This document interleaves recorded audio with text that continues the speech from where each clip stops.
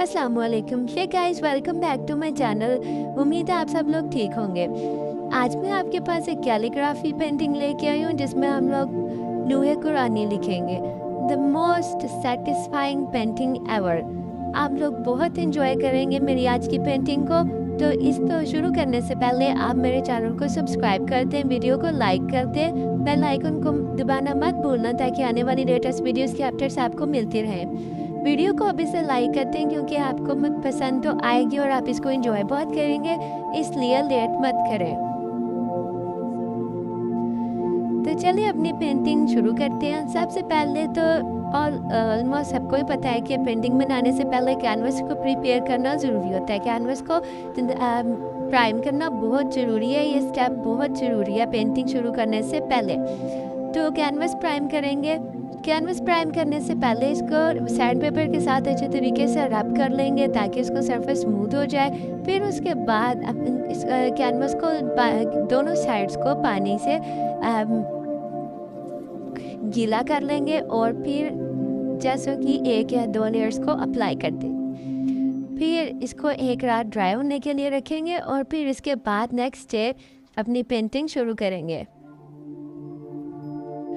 Canvas को अच्छी तरह प्राइम करने के बाद जब ये ड्राई हो जाएगा तो फिर हम अपनी पेंटिंग का आगाज़ करेंगे।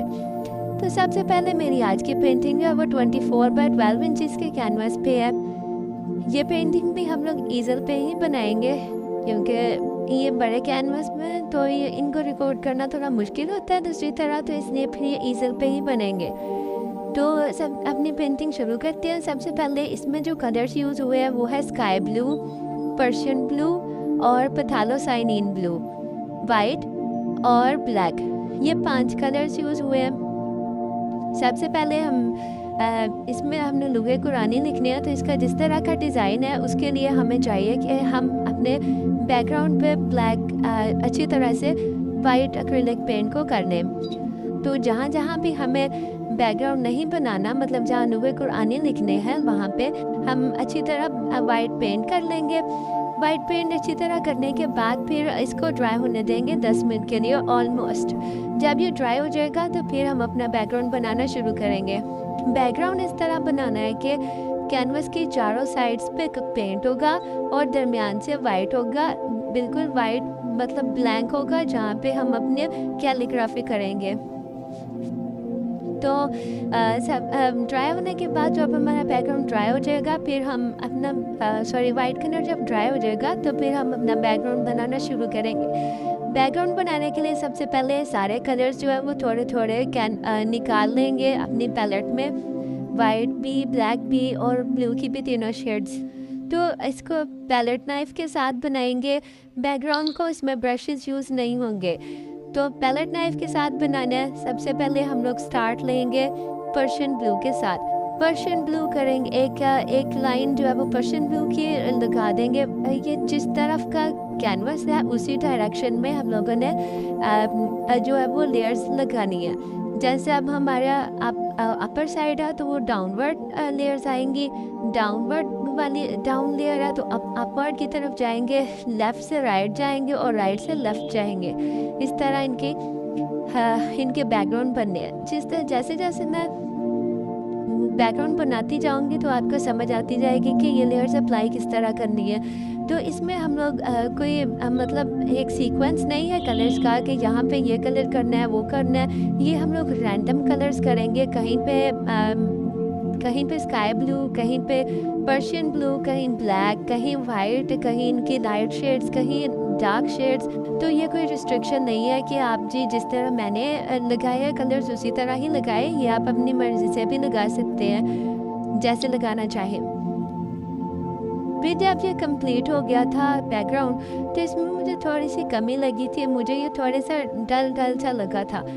फिर मैंने क्या किया कि इसमें मैंने ऐड किया जाम, और वो जाम था गोल्डन कलर। गोल्डन कलर के साथ भी मैंने बिल्कुल थोड़ा थोड़ा मैंने लाइंस लगा दी, कहीं कहीं पे अप्लाई कर दिया। अच्छा, जब हम लोग पहले वाला अपना बैकग्राउंड बना रहे थे उसमें जब हम लोगों ने लेयर्स अप्लाई की थी तो इनके मिड में पैलेट नाइफ की साइड से, जहाँ से पैलेट नाइफ बिल्कुल बारीक होती है, उस साइड पे थोड़ा सा कलर लगा के लाइंस नीचे को ऊपर को साइड्स पे अप्लाई कर देंगे ताकि लगे कि ये रैंडम कलर लगा हुआ है। फिर जब गोल्डन कलर अप्लाई करेंगे तो वो भी इस तरह ही करेंगे कि कहीं पैलेट नाइफ की बारीक साइड से थोड़ी थोड़ी सी लाइंस लगा देंगे, कहीं पे गोल्डन कलर अप्लाई कर देंगे। इसी तरह ये एक एब्स्ट्रैक्ट बैकग्राउंड बनाएंगे और ये बहुत खूबसूरत, बहुत एलिगेंट, बहुत एस्थेटिक बना था।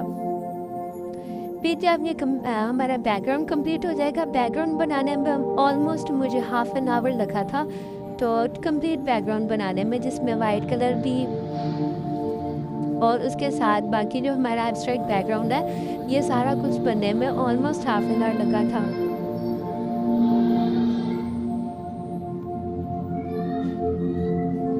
फिर हम लोग अपने बैकग्राउंड को जो वो कंप्लीट ड्राई होने के लिए छोड़ देंगे। अब इस पे कुछ नहीं करना, अब हमारा बैकग्राउंड जो है वो ऑलमोस्ट 2-3 घंटे तक ड्राई होने पड़ा रहेगा, क्योंकि जो हमारे कलर्स यूज़ हुए हैं उनकी लेयर्स ज़रा थिक अप्लाई हुई है, तो जो एक्रेलिक पेंट्स है फिर थिक है तो इनको ड्राई होने में थोड़ा टाइम भी लगेगा। हो जल्दी जाते हैं तो आपने अगर ज़्यादा जल्दी है तो आप इसको पंखे के नीचे या ड्रायर के साथ ड्राई कर लें। अगर नहीं जल्दी तो फिर इसको कहीं भी रख दे ऑलमोस्ट 2-3 घंटों के लिए, तो ज़रूर रखें और ये अच्छी तरह से ड्राई हो जाएगा। फिर जब ड्राई होने तक फिर मैंने कैलीग्राफी का स्टाइल ढूंढा कि मुझे लौह कुरानी लिखने के स्टाइल में है, तो मेरे कैनवस के साइज़ के हिसाब से जो मुझे स्टाइल अच्छा लगा फिर मैंने पेंसिल के साथ वो सारा स्टाइल ड्रॉ कर लिया अपने कैनवस के ऊपर, जहाँ पे वाइट कलर था, वाइट बैकग्राउंड था, जहाँ पे हमने वाइट कलर अप्लाई किया था उस जगह पे।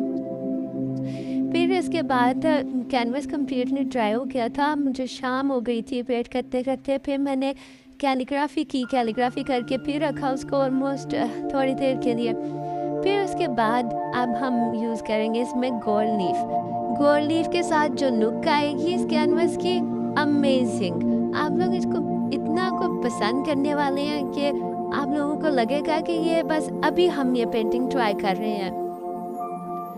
जब हमारी कैलीग्राफी कंप्लीट हो गई थी फिर हम इसमें गोल्ड लीफ अप्लाई करेंगे। तो गोल्ड लीफ अप्लाई करने के लिए सबसे पहले हम लोग अच्छी तरह से ग्लू अप्लाई करेंगे, गोल्ड लीफ ग्लू। अच्छा, अब लीफ ग्लू अप्लाई करने का ये तरीका है कि लीफ जब हम लोग ग्लू अप्लाई कर रहे होते हैं तो इसको ड्राई होने देने होता है। मतलब ये नहीं कि जो जैसे दूसरी ग्लू होती है कि वो ड्राई होके मतलब खुश्क हो जाती है बिल्कुल, उसकी जो चिपकनेस मतलब जिसके साथ चीज़ चिपकती है वो ख़त्म हो जाती है, ऐसे नहीं होता। बल्कि जो ये लीफ ग्लू होती है ये ड्राई होने के बाद ही सही तरह चीज़ को अपने साथ चिपकाती है। अच्छा, अब इसमें हम लोग ऑलमोस्ट मुझे आवर तो लगा ही था ग्लू अप्लाई करने में, तो इसमें अच्छी तरह से ग्लू अप्लाई करनी है। ये मेरा ऑलमोस्ट दूसरा कि तीसरा प्रोजेक्ट था जिसमें मैंने लीफ अप्लाई किया था। तो सबसे पहले ग्लू अच्छी तरह से अप्लाई करेंगे। मुझे कहीं ना कहीं पे गलतियाँ ज़रूर हुई थी। एक तो इस वजह से हुई थी कि वाइट ही इसके ऊपर था हमारा बैकग्राउंड और वाइट ही ग्लू थी, तो वो मुझे समझ नहीं लग रहे थे कि कहाँ ग्लू अप्लाई हुई है और कहाँ रह गई है, कहाँ ज़्यादा लग गई है, कहाँ कम लगी है।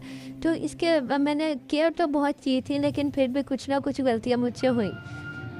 लेकिन जो इसकी लुक आई थी फाइनल, वो कोई डिनाई नहीं कर सकता कि ये अच्छी नहीं बनी। अच्छा, फिर इसके बाद ग्लू अप्लाई करने के बाद ये साथ साथ जितना टाइम लगा था तो वो साथ साथ ही ड्राई होती गई थी, तो इसको रखने की मुझे ज़रूरत ही नहीं पड़ी थी क्योंकि मुझे अप्लाई करने में ऑलमोस्ट 1 आवर लगा था। तो सारी जो ग्लू है वो ऑलमोस्ट ड्राई हो चुकी थी, तो फिर मैंने मतलब इसको रखा नहीं, इसको ड्राई होने के लिए। फिर मैंने इस पर लीफ अप्लाई कर दिया था और ये मेरा बिल्कुल परफेक्ट चिपक गया था साथ। तो लीफ अप्लाई करने के बाद लीफ को मैंने ऑलमोस्ट 10 मिनट छोड़ा था ताकि वो अच्छी तरह से साथ चिपक जाए, लीफ में कोई मसला ना आए। तो लीफ को 10 मिनट ऑलमोस्ट मैंने छोड़ा था अप्लाई करने के बाद, और इसके बाद जो एक्स्ट्रा लीफ था वो मैंने उतारा था। फिर एक्स्ट्रा लीफ उतारते हुए मैंने मतलब एक छोटा ब्रश यूज़ किया था, ताकि ये बहुत ही बारीकी से करने वाला काम था, तो इसलिए मैंने छोटा ब्रश यूज़ किया था, ताकि अच्छी तरह से जो लीफ है वो उतर जाए, कहीं पे रहे ना, और अगर कहीं पे लगा नहीं तो वो भी जगह का पता लग जाए। तो इस तरह जब मैंने लीफ उतारा तो बहुत सी जगह ऐसी थी जहाँ पे ज़्यादा लग गया था, जहाँ पे कम लगा था। अब जहाँ पे ज़्यादा लगा था वो उसको साफ़ करने का तरीका तो ये था कि मैंने अपने नाखून के साथ रब किया तो वो उतर गया और वहाँ से साफ़ हो गया। लेकिन जो जगह बच गई थी, फिर मैंने वहाँ से दोबारा वहाँ पे ग्लू लगा के फिर दोबारा लीफ अप्लाई किया, तो ऑलमोस्ट फिर मेरी पेंटिंग जो है वो बिल्कुल सही हो गई थी। ज़्यादा कोई मिस्टेक्स नहीं हुई थी, लेकिन 2-3 जगहों पे ऐसा था कि जहाँ पे मतलब ग्लू लगी ही नहीं थी, क्योंकि वाइट बैकग्राउंड के ऊपर ही वाइट ग्लू लग रही थी, तो इसलिए मतलब अंदाज़ा नहीं हुआ कि यहाँ से कुछ रहता है या जो भी। फिर मैंने दोबारा से जब लगाई लीफ ग्लू तो फिर सारा कुछ सही हो गया था, फिर कोई मसला नहीं हुआ। फिर इस पेंटिंग की फाइनल लुक भी वीडियो के एंड पे दिखाई जाएगी। अभी वीडियो ख़त्म नहीं हुई, लेकिन वॉइस ओवर ख़त्म होने का टाइम आ गया है, क्योंकि मुझे एक्स्ट्रा बातें नहीं आती। जितना भी ट्यूटोरियल होता है, जैसे भी उसका प्रोसेस होता है, वो सारा बता देती हूँ, और इसी के साथ फिर अपनी पेंटिंग का भी एंड कर देती हूँ और वॉइस ओवर का भी। लेकिन ये इस पेंटिंग का जो ट्यूटोरियल है वो थोड़ा लंबा जाने वाला है, क्योंकि इसमें सारा प्रोसेस रिकॉर्ड हुआ है, ताकि आपको अच्छी तरह से समझ आ जाए कि कैसे बनानी है पेंटिंग। तो इसी के साथ अब हम मिलेंगे नेक्स्ट वीडियो में। तब तक के लिए आप अपना ख्याल रखें, वीडियो को एंजॉय करें, वीडियो एंड तक लाजमी देखनी है। मेरे चैनल को सब्सक्राइब करें, बेल आइकन को दबाना नहीं भूलना, ताकि आने वाली लेटेस्ट वीडियोस की आपको अपडेट्स मिलती रहे। वीडियो को लाइक करना है, शेयर करना है, मेरे चैनल को सब्सक्राइब करना है। तब तक के लिए आप अपना ख्याल रखिए, वीडियो को एंजॉय करें। अब हम मिलेंगे अगली वीडियो में। अल्लाह हाफिज़।